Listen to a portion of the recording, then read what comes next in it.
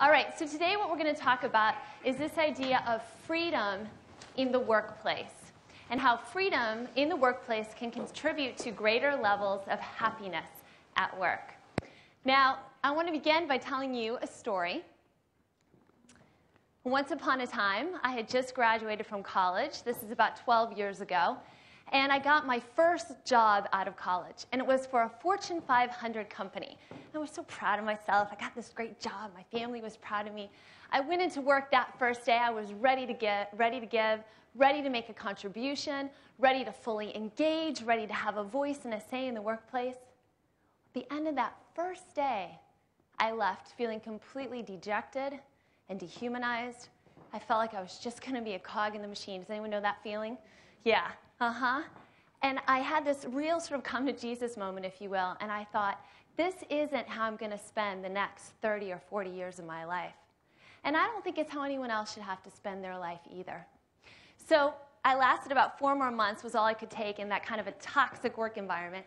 And when I went in to resign, my boss said to me, I knew you were too smart to let yourself be treated the way we treat people here. Can you imagine? So I said adios, and I went on and I started WorldBlu, nonprofit organization committed to unleashing the human spirit by championing the idea of democracy in the workplace. And like I said before, I believe that more freedom and democracy being the system to get us to freedom, can bring more happiness into the workplace. So democracy being the system of freedom, what exactly is organizational democracy? I mean, a lot of us think, gosh, democracy in countries is a great idea, but how does it actually work in companies, and can it actually work in companies? Well, it can be hard to believe at times. I found this funny cartoon. The boss says, I thought I'd introduce a little democracy to this department. Bring me your suggestions and I'll vote on them. But what I've come to understand is that democracy in the workplace is a way of organizing people, not to control them, which is a traditional command and control model, but to unleash their full potential.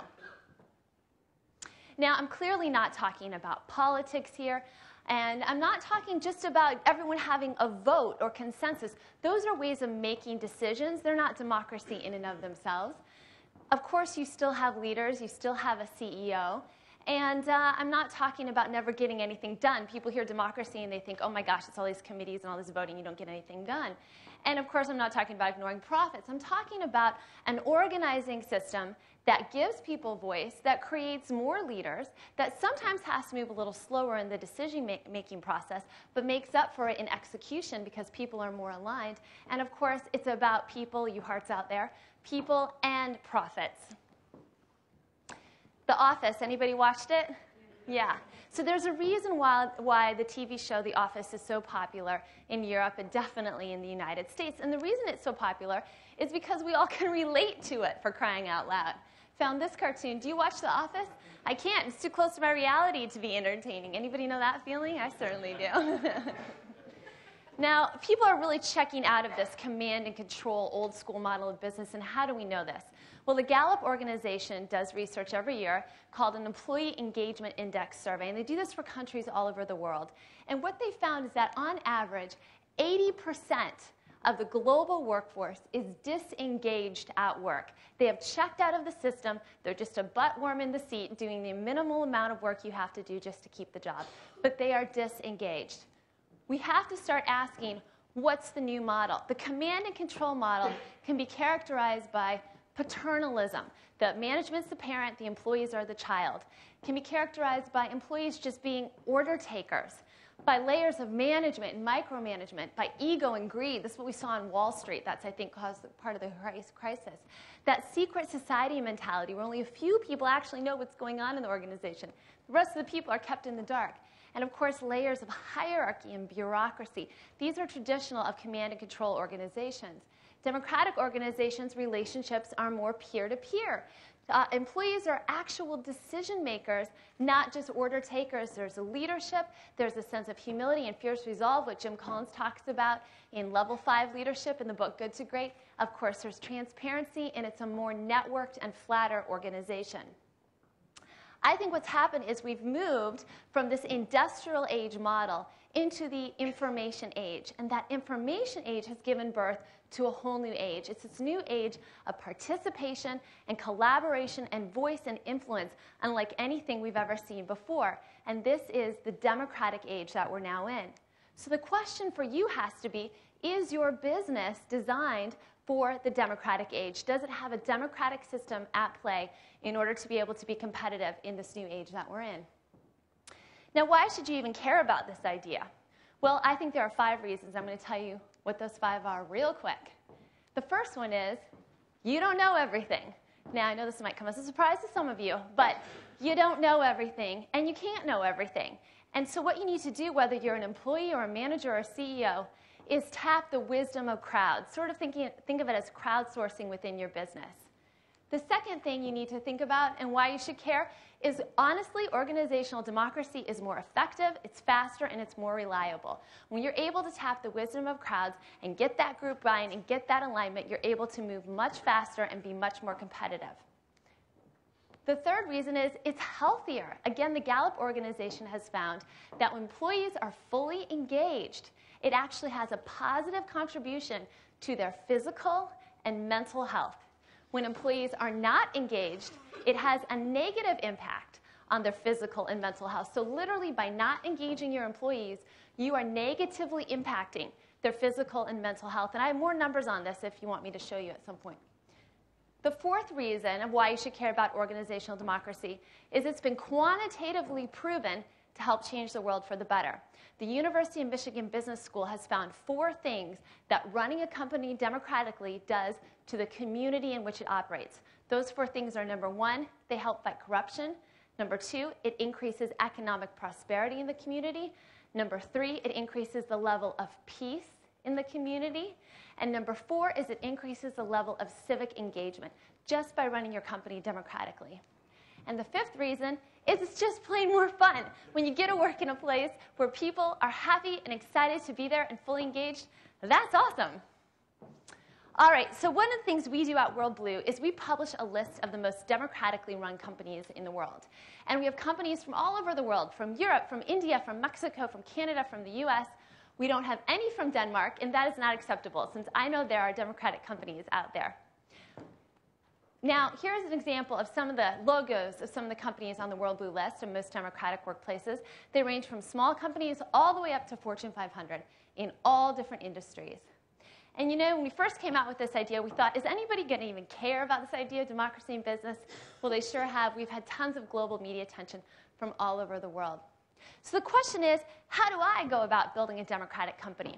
What I want to introduce you to now are the 10 principles of an organizational democracy structure and give you 10 best practices in those 10 principles from 10 of the companies on the WorldBlu list of most democratic workplaces this year. These 10 principles have come out of over a decade of research into what it takes to bring democracy into the workplace, and they are in my forthcoming book, so stay tuned. The first principle is purpose and vision. Democratic companies have a clear sense of purpose. They know why they exist and vision where they're going. Let me give you an example. A company called Getting Personal, based out of Malaysia, if you can believe it, runs democratically. What they do is they take people, their employees have an individual purpose statement. Those individual purpose statements were used to create a collective purpose statement for the organization. And what happens is they have complete alignment of what people are doing and where the organization is going. They're an IT company, and they're just blowing it out of the water. They're opening an office in San Francisco next month. Transparency. Democratic companies get naked. You know what I'm talking about. And this company, Happy, have you heard of them? They're in the UK. They're on our WorldBlu list. They practice open book management. Financials are all open. They even practice open salary information. Everyone knows what everyone makes. And they have this really cool thing where 4 people in the company are elected to create the salary team that actually determines the salaries within the company. They're elected by the staff. The third democratic principle is dialogue and listening, not monologue, which is usually what happens, top-down, one-way conversation. Dialogue and listening. I Love Rewards is a company based out of Toronto, Canada. They do incentive programs, as you can guess by their name. They do something called a quarterly brutal facts conversation. And what they do is they ask their employees to submit once a quarter, what do you think are the brutal issues that we need to face in order to move this organization forward? And they have a real and honest conversation. The fourth democratic principle is fairness and dignity, treating everyone with a sense of fairness and dignity, loathing rankism. Better World Telecom, it's a company based in Washington, D.C. They do telecom for socially responsible businesses. And they did this really thing, mind the gap. They have decided that it's only fair if the highest paid worker at Better World is only paid 4 times more than the lowest paid worker. And by 4 times, I mean salary, bonuses, everything combined. Only 4 times more. That's what they've decided as that gap. And the president of Better World actually makes less than the highest paid worker there. The fifth democratic principle is accountability. Democratic companies know how to point fingers. And I don't mean in a blaming way. I mean in a liberating way. An example of this is Menlo Innovations, very cool company out of Ann Arbor, Michigan. They do programming work for clients. And they do this really cool thing where instead of one programmer sitting at one computer programming all day, they realize good things happen in pairs. They have 2 programmers on one computer working together, and you change pairs. You change your partner every week. And there's a tremendous amount of accountability and collaboration and ideas that come out of that. The sixth democratic principle is the individual and the collective. Understanding the role of the individual is just as important to the collective role of the organization. A-Connect is a company based out of Zurich, Switzerland, management consulting firm. They have offices all over the world. And one of the things they do is called a Partner Abroad Week. And if you work in Zurich, you get to go to one of their offices in some other part of the world for a week to learn about what's happening in that other office. How do people work there? To build those relationships, to understand your individual role in the collective of the organization. The seventh democratic principle is choice. Democratic companies understand that one size doesn't fit all. An example of that is DaVita. DaVita is the only Fortune 500 company to be recognized as a democratic company. They've got 30,000 employees, $5.2 billion in sales. They have their employees vote on major decisions. They vote on strategy. They voted on the name of the company, all kinds of things. The eighth democratic principle is integrity. It's something we definitely could have used more on Wall Street. And this is very important because democratic companies have backbone. They act from integrity. It should go without saying, but I think it's very important. Hypertherm is a manufacturing company. They manufacture plasma cutting devices. I don't even know what that means, but it's cool. And they have over 1,000 employees. So they're over 1,000 employees manufacturing. You think of that as a really clamped down kind of environment. Well, I mean, it sounds so basic, but typically in manufacturing, at least in the U.S., employees have to, like, you know, they're locked out of the closets. Only the manager has access to the keys and supplies, and you have to, like, you know, check in and do the time clock thing. Well, Hypertherm, they had this ingenious idea where they realized, gosh, people are actually trustworthy. Let's actually treat them like they're trustworthy. And sure, there's always those outlier people who sometimes mess up, you know, whatever, but we're not going to punish everybody for a couple people who don't act in a trustworthy way. The ninth democratic principle is decentralization. They give power to the people. Very key principle of organizational democracy. What's an example of this? BrainPark, which is a very cool IT company in San Francisco, they're actually developing a collaboration software for democratic companies. I encourage you to look at their website. You vote for your CEO there. And if you don't think the CEO or any of the top managers is performing very well, you can actually vote to have them removed from office through a constructive conversation. Now, I know some of you are going, oh my gosh, what's she talking about? But it's happening, and it's happening in other places besides just BrainPark.